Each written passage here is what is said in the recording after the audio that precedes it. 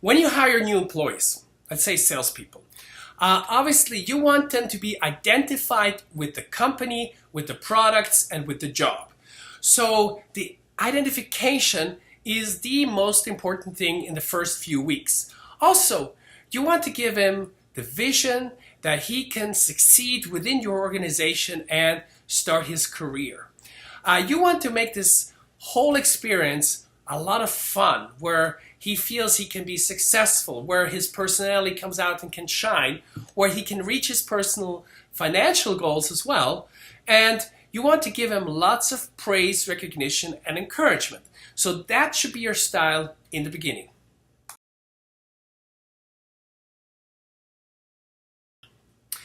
When you have demotivated salespeople, you need to sit down with them one-on-one, and you need to talk with them, and you need to find out what the real problems is.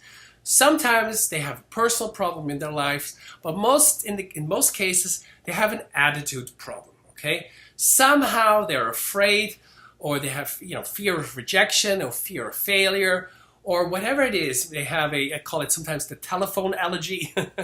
So you need to find out what it actually is. And then you need to emotionalize what could happen potentially if they didn't do what they're supposed to do, and you need to encourage them, okay? So sit down with them and really find out what the real problem is, get really personal on a personal level, and then encourage them and motivate them to do better.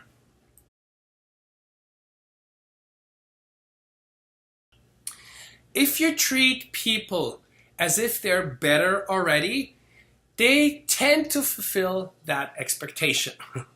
So obviously, when you have different kind of phases in your leadership, the first phase is that you are very close to your employee, where you have to teach him. Sometimes you have to do certain things for him or show him so he can learn. And then eventually you communicate your goals with him.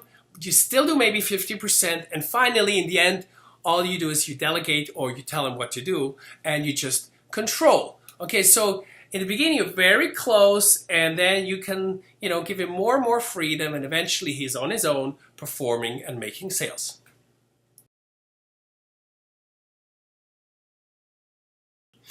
Remember, the only thing that people want more than money and sex is praise and recognition, okay? So you can never give too much praise and recognition. The general rule is praise too often, praise one too many times. It doesn't matter. It helps the people, okay? A disaster strategy would be to only praise them when they do something right or good, okay? Because people then don't feel appreciated and then have no reason to really move forward.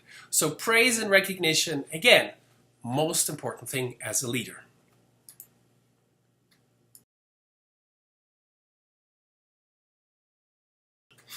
There are certain, I call them no-nos in any organization.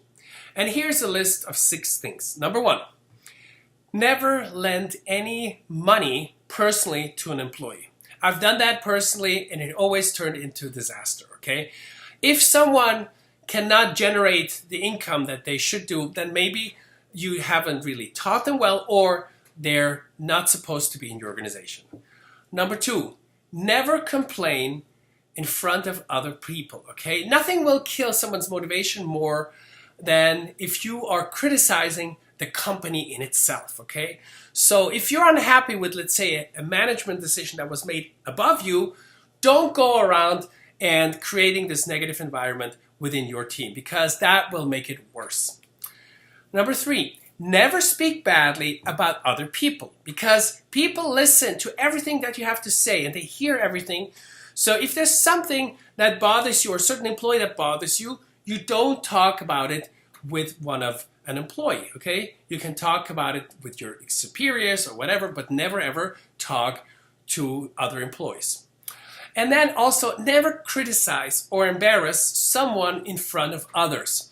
That is like a death sentence for that job, okay? Because someone who gets hurt or embarrassed that much will most likely quit, and it will hurt you in the organization.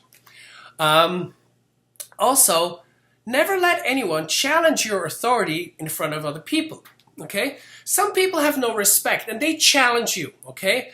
And if that happens, well, you need to put them into their place, okay?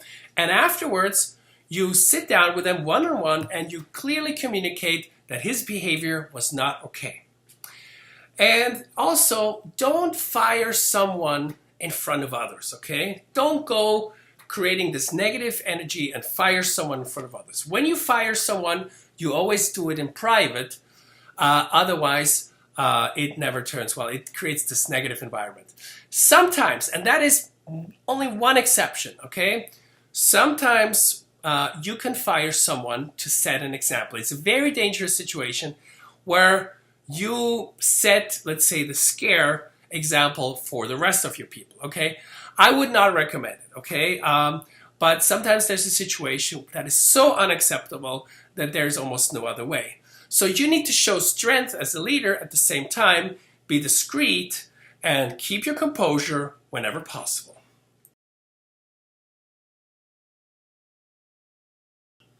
When you run a team meeting, while you run a team meeting, usually you want to ask your salespeople what they want to achieve in any given, in that say particular month. Okay, so if you have, let's say a board, you write down each name, and next to the name you write that sales target, and you do that for the entire team, and everybody in the organization can see what that goal should be.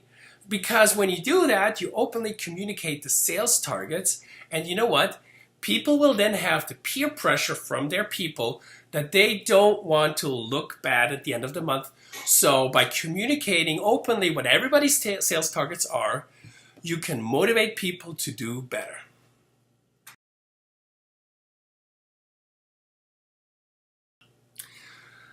I told you earlier to read the book, The 1 Minute Manager Meets the Monkey.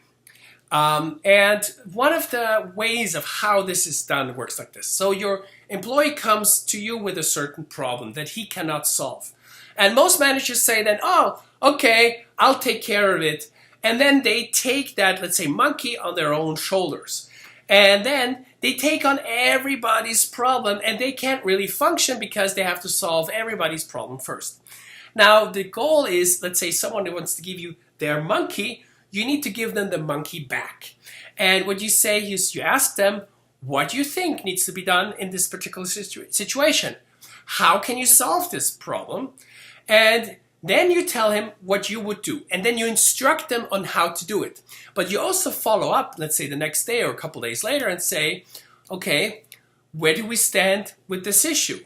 Have you been able to solve this problem? Okay? So you don't take on the job or the task yourself, but you give it back to the employee and you tell him how he has to do it and how. So you don't just leave him alone with the problem, but you give him instructions of how to get the desired result.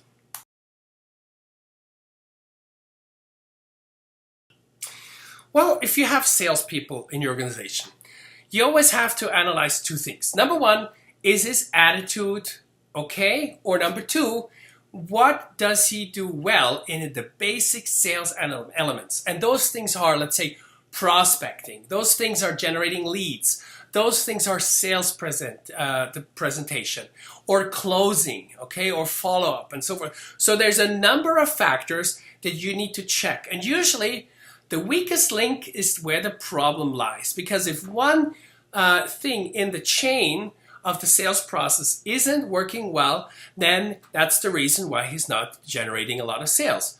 So you need to find out what the real problem is by analyzing the sales process and each individual step. And when you know that, then you need to help him, teach him, enable him so that that weak link can be strong, can become a strong point.